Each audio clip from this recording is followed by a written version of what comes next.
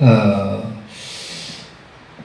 그 요즘 보면은 뭐 그런 분들이 있어요. 대통령을 하겠다고 하시는 어떤 분이 자기가 대통령이 되면 이 국민들의 부채, 우리나라 경제의 가장 큰 문제가 가정 부채이죠. 부채를 다 탕감해주고 국민 배당금을 150만 원씩 한 사람 앞에 주겠다. 그런 얘기를 이렇게 해요. 그래서 저는 그 얘기를 가만히 듣고 언뜻 보면 얼마나 좋습니까? 부채 다 갚아주고 또 한 사람 앞에 그냥 공짜로 150만 원씩 줘요. 그럼 한 가정에 두 식구면 300만 원. 넉넉하게 쓰고 남겠죠? 그리고 뭐 자녀들까지 합치면은 네 식구만 되면 600만 원 주고. 그리고 무상복지, 무상교육, 무상임금. 일을 안 해도 돈을 얼마든지 준다. 그래야 한국 사회는 지금 부채 때문에 돈 조금씩 줘야 은행 이자 갚기 바빠서 돈을 쓰지를 못하고, 그러니까 경제가 돌아가지 않는다. 돈을 부채를 다 탕감해주고 돈을 막 줘야 국민들이 돈을 쓰고 경제가 돌아가서 살아날 수 있다. 그런 얘기를 해요. 그런데 그럴듯도 하지요. 그러다 이게 이제 그 공짜로 준다고 하는 것은 영은 아주 망치는 것입니다. 국민 정신은 망하게 만드는 것입니다. 공짜 저도 공짜 좋아합니다. 공짜로 준다면 그거 타려고 양심을 속이고 거짓말을 하고 뭐 술책을 쓰고 아주 속이고 그렇단 말이에요. 공짜로 조그만 돈 한 달에 돈 몇십만 원, 20만 원, 30만 원 준다는 그런 것도 그걸 타려고 우리가 양심을 속이고 거짓말을 하고 위장을 하고 위선을 하고 그렇게 해야 됩니다. 그러니까 영혼은 공짜로 준다면 영혼은 망하는 것입니다. 사람이 성실하고 진실하고 신의 있게 살고 의롭게 살고 이래야 되는데 그런 것은 다 깨져버리고 마는 것이요. 그래서 국민 정신은 망하게 되는 것입니다. 자유는 절대 공짜가 없다 그러죠. 세상 만사가 공짜는 없다고 그러는 것입니다. 공짜를 우리는 좋아하지 말아야 됩니다. 공짜 준다면 어떻건 타기는 타세요. 타기는 타지만 거리에 빨려 들어가서 내 영혼까지 망하게 넣지 마세요. 할렐루야. 조심해야 됩니다. 미국의 부자들은 자기 자녀들에게 돈을 줄 때도 그냥 주지를 않는다는 것이에요. 뭐라도 시켜 구두라도 닦게 해서 돈을 주고, 그리고 앞집과 짜고서 아버지가 앞집에 돈을 갖다 주면서 우리 자식 여기 와서 마당 쓸거든 돈 얼마씩 주시오. 내가 준 돈으로 주시오. 그래서 뭐라도 공짜로 주지 않고 일을 시키고 용돈을 주고 돈을 벌게 하는 것입니다. 공짜 좋아하면 정신이 망가진다는 것이죠.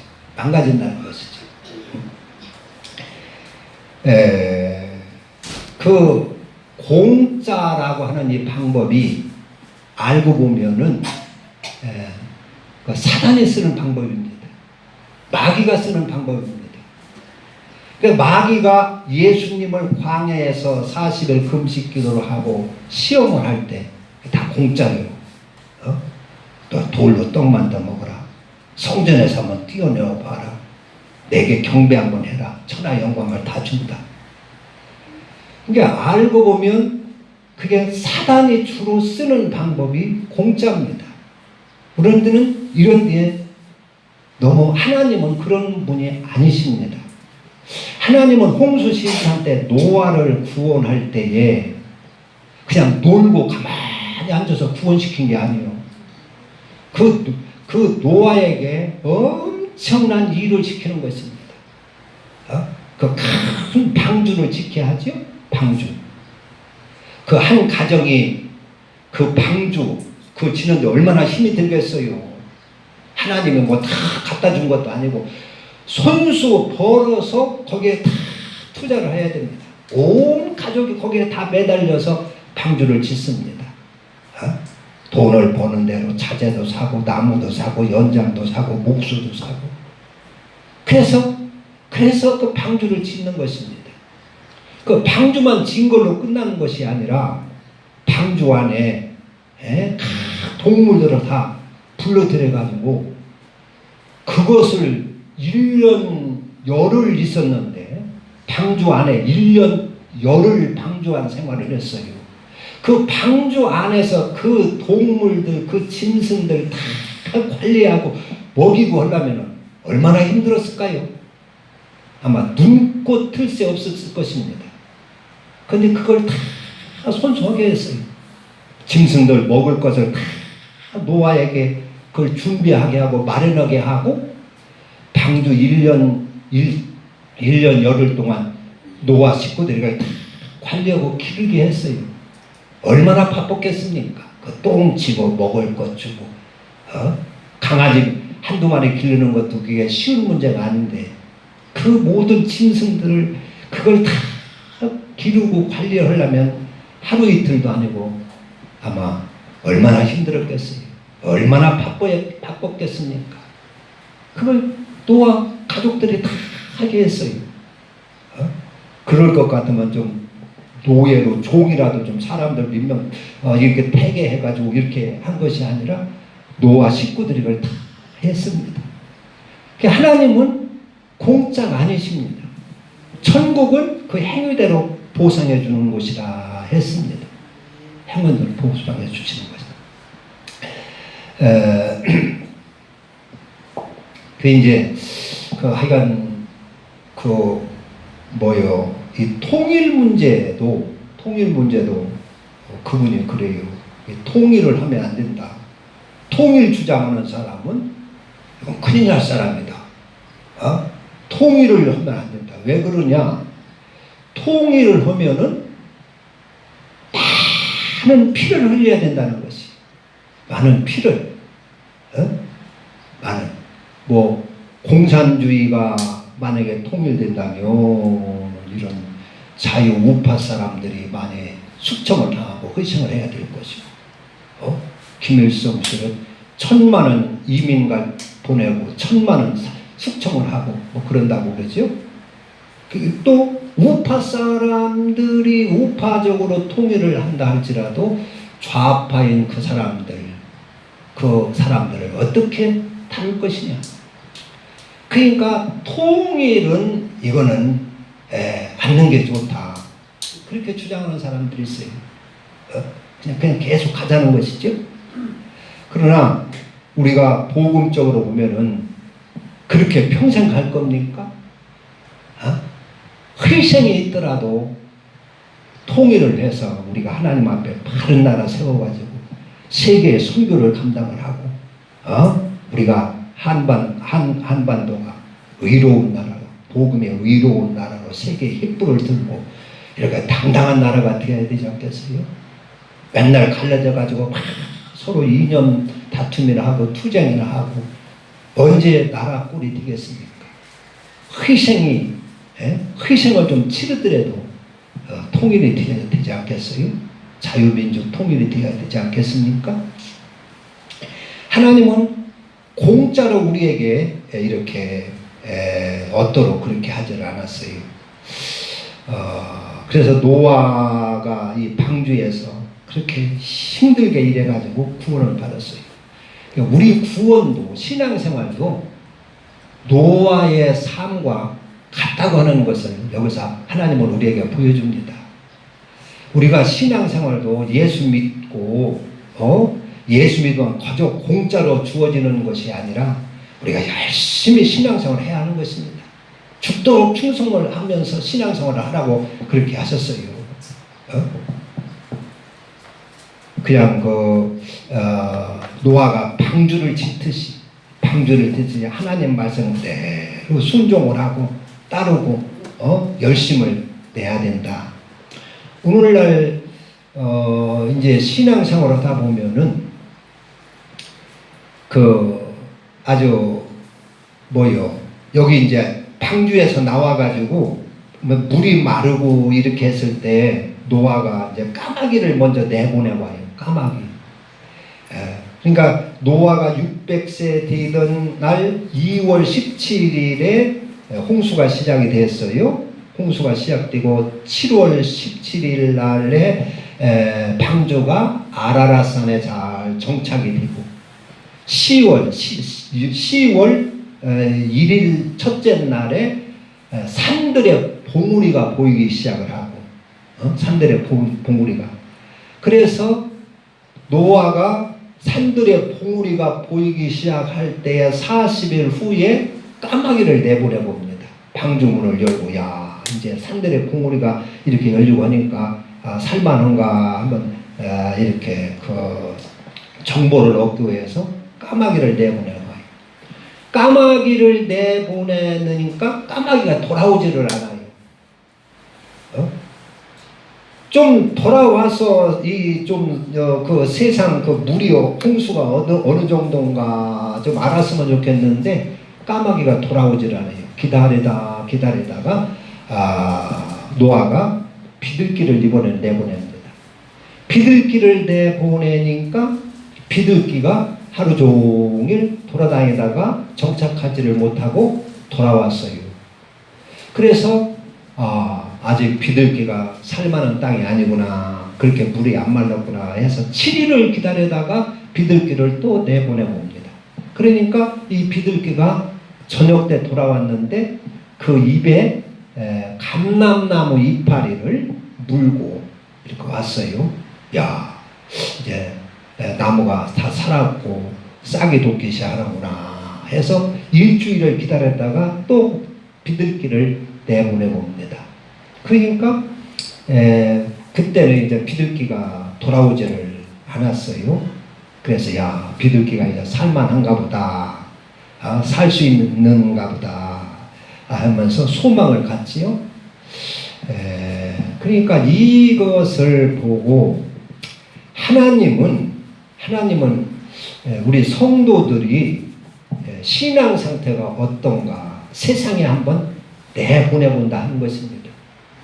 그러니까 우리가 교회 안에서 믿습니다로 이렇게 신앙이 확정이 되는 것이 아니라, 믿음의 사람이 되는 것이 아니라 세상 속에 한번 들어가 봐야 된다는 것입니다.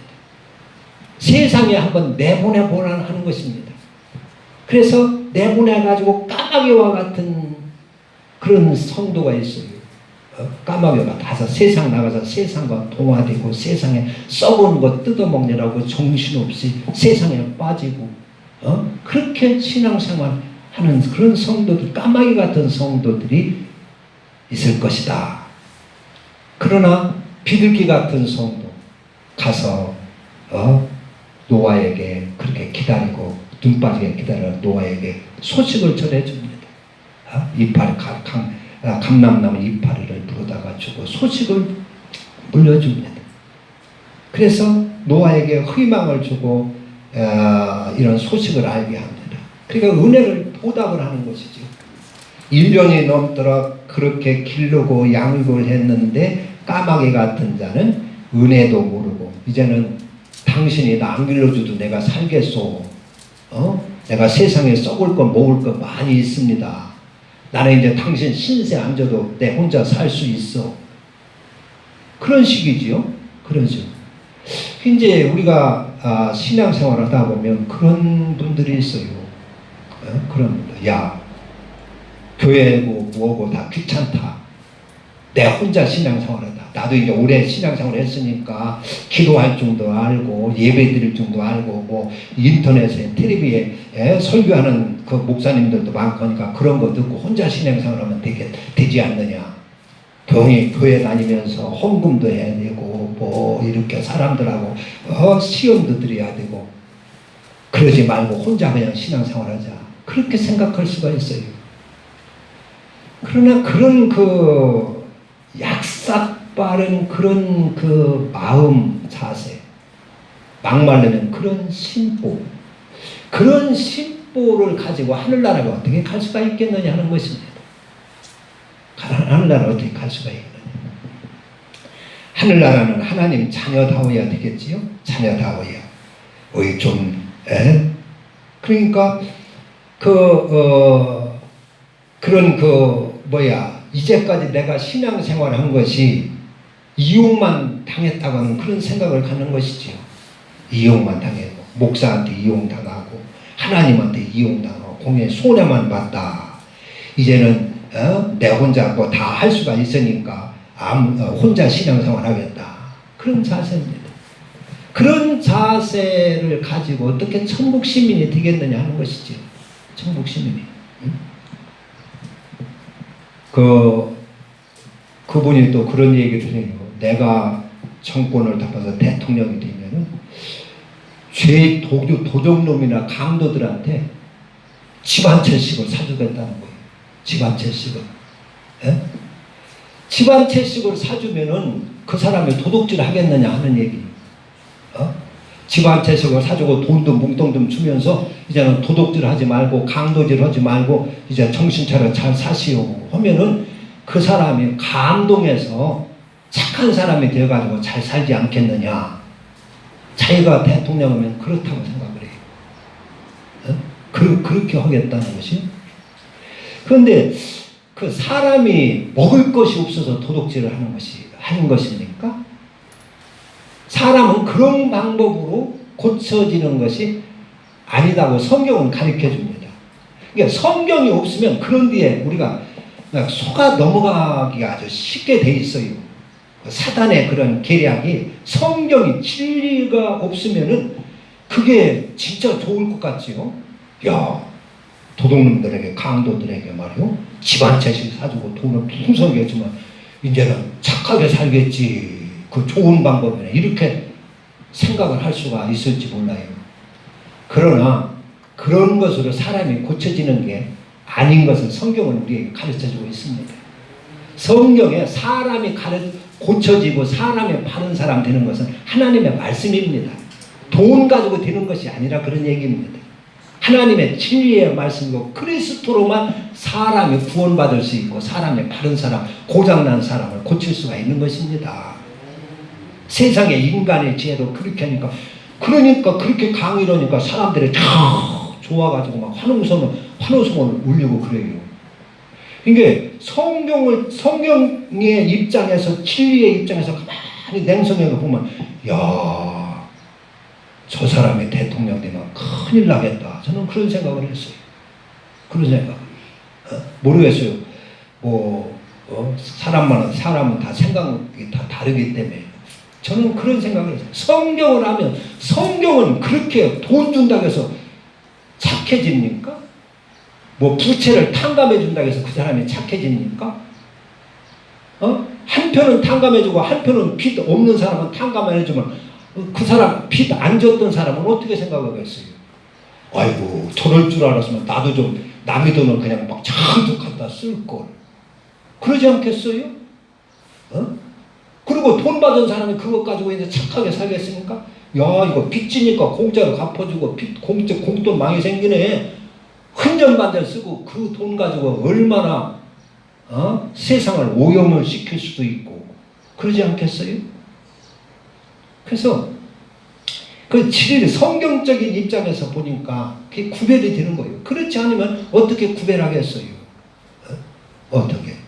성경에 보면 사람도 오늘날 앞으로 사람이 몇 종류의 사람이 나오냐면 그냥 정상적인 사람이 나오고 그 다음에는 이제 그 복제 인간이 나올 수가 있고 또 이제 그 유전자 조작을 해가지고 아티피셜을 해가지고 유전자 조작을 해가지고 사람이 의도적으로 만들어내는 사람이 있어요. 그런 세 종류의 그리고 로봇 인간이 나올 수가 있어요. 로봇 인간. 로봇 인간이죠. 로봇.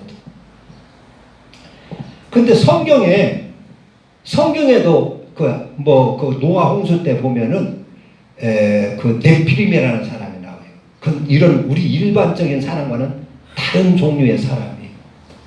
그리고 성경에 보면은 성령 받은 사람이 있고 성령 받지 않은 사람이 있고, 또 귀신 들린 사람이 있고 귀신 안 들린 정상적인 사람이 있고, 악신이 걸린 사람이 있고 정상적인 사람이 있고, 사람이 여러 종류가 나와요. 여러 종류가. 근데 마지막 때도 이제 과학이 발달되니까 지금 뭐 저런 식물이나 이런 것은 유전자 조작을 해가지고 종자를 이렇게 종자를 자기들의 소유권을 딱 지지요. 그래서 감자 같은 걸 사다 심어서 1000번이는 돼요. 그러나 그 다음에는 안 되는 거예요. 그게 되질 않아요. 그러니까 유전자 조작을 해서 그 씨를 가지고 계속 농사를 짓지 못하도록 그렇게 조작을 해놨어요. 사람도 유전자 조작을 해서 나쁜 것은 딱 끊어내고 좋은 것을 삽입시키고, 얼마든지 사람이 의도적으로 해서 유전자 조작, 그렇게 유전자 조작을 해서 수정을 시켜가지고 사람이 자기가 의도하는 자녀를 만들어낸다는 것입니다. 그러면 그런 자들에게 어떻게 영혼이 있겠습니까?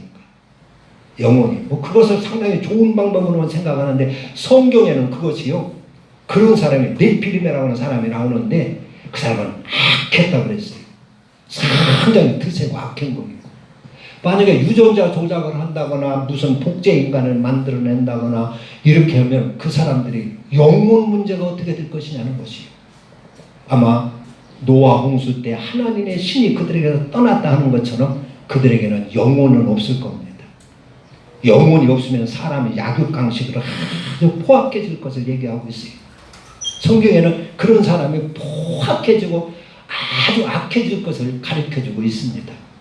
과학자들은 그것을 좋은 사회가 되겠지, 마음대로 유전자 조작을 해서 이쁜 사람 만들어내고 튼튼한 사람 만들어내고 강한 사람 만들어내면 사회가 좋겠지 하는데, 성경은 그것이 말세의 징조요, 그런 사람들이 악할 것을 보여주고 있습니다. 악할 것을. 이 까마귀 같은 그런 사람들, 그런 성도가 되어서는 안 되겠다는 것입니다.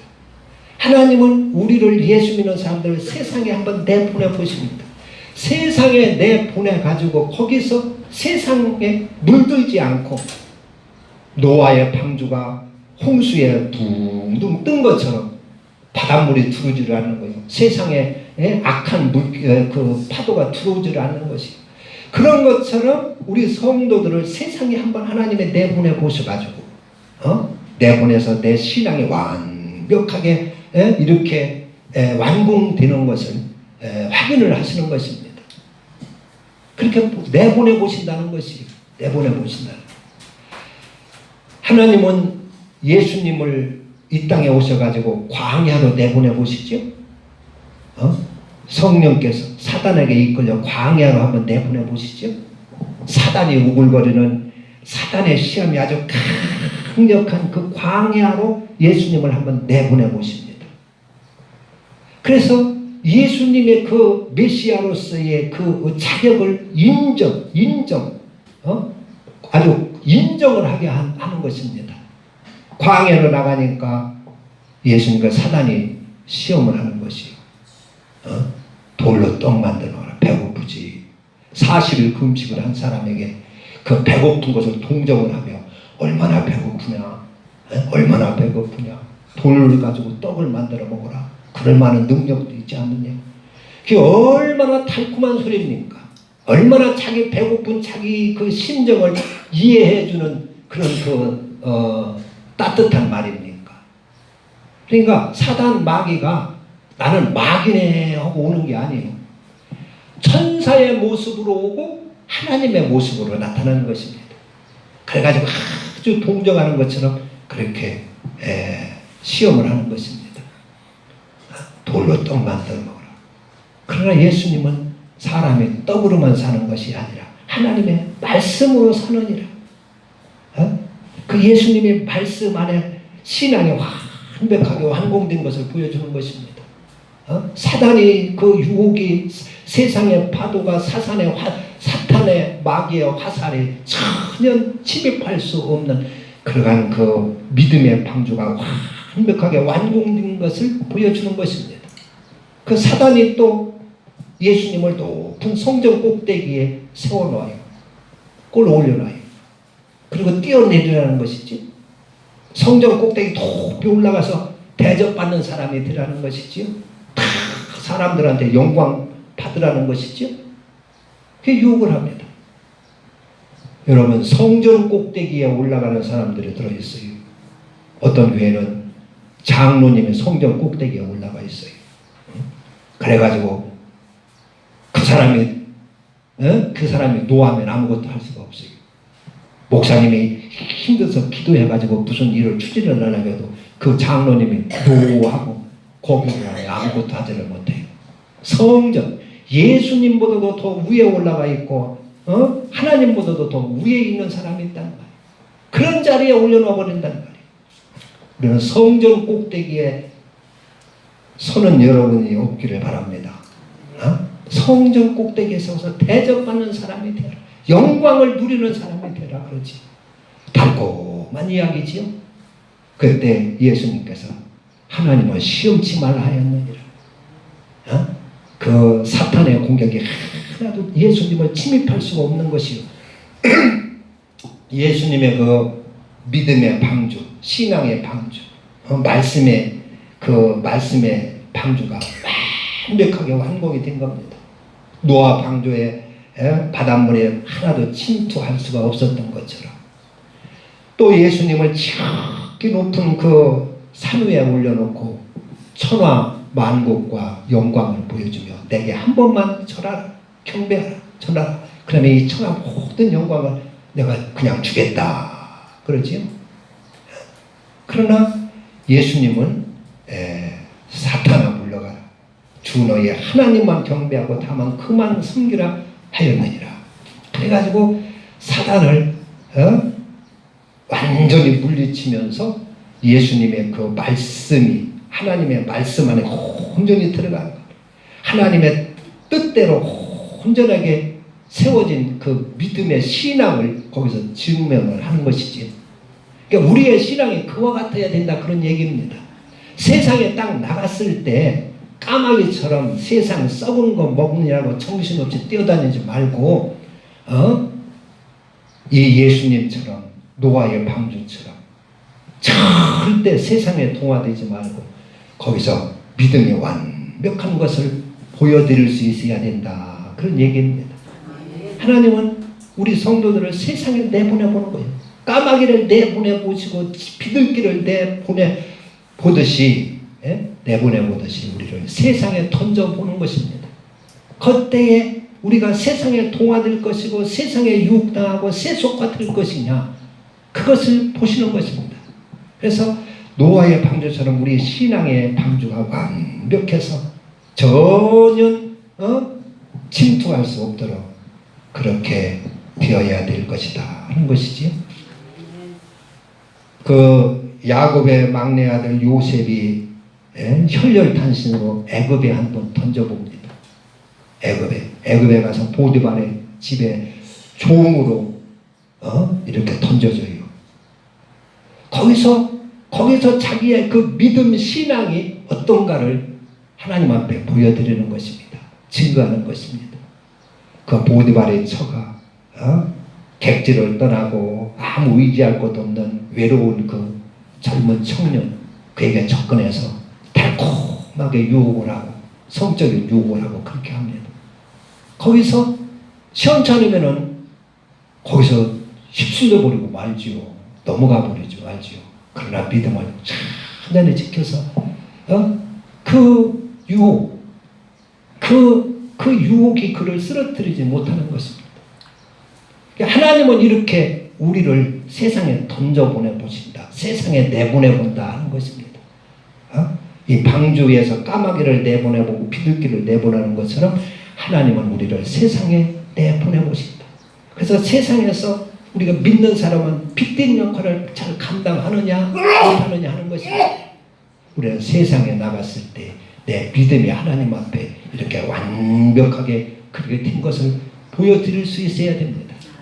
방주가 완공되고 말씀의 성읍이 완공되고 우리 신앙의 성읍이 완공돼서 마귀의 화살이 넘어오지 못하고 세상에 물이 침투하지 못하고 완벽하게 될 때, 그럴 때 하나님께서는 우리를 지키시고 보호하시고 거기 또 우리의 구원도 이루시고, 그렇게 방주가 잘 지어져서 세상 바닷물이 침투하지 못하게 될 때 하나님께서는 그 방주 안에 양도 보내주시고 소도 들여 보내주시고 짐승도 들여 보내주시고 그렇게 한다는 말이에요.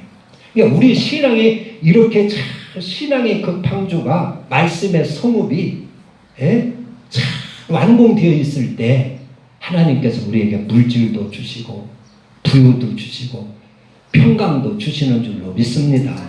나는 전혀 되지 아니하가지고 그냥 세상에 나가면 세상과 금방 짝해지고 그냥 다 까마귀처럼 세상 썩을 것 파먹느라고 정신없고, 그런데 거기에 어떻게 하나님이 복을 갖다 주고 그를 붙들고 어떻게 쓰시겠어요?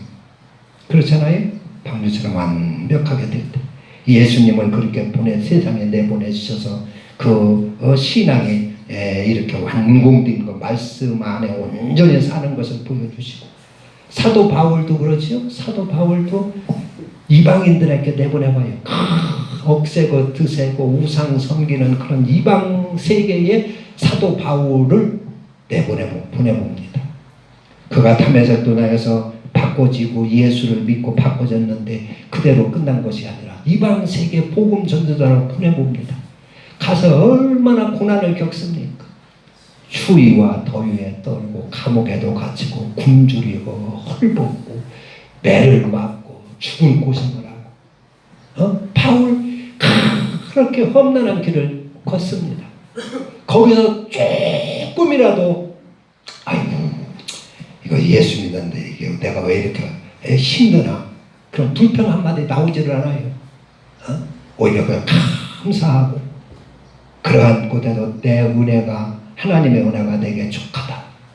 그래가지고 그 신앙의 방주가 세상에 전혀 흔들리지 않고 원망 불평하지 않고 그 신앙의 방주가 완벽하게 완공된 것을 보여주지요. 바울을 통해서. 하나님은 우리를 세상에 내보내신다. 그때 우리의 신앙이 이렇게 완공돼서 까마귀와 같은 자들이 되지 말고 비둘기와 같이 이렇게 은혜를 보답하고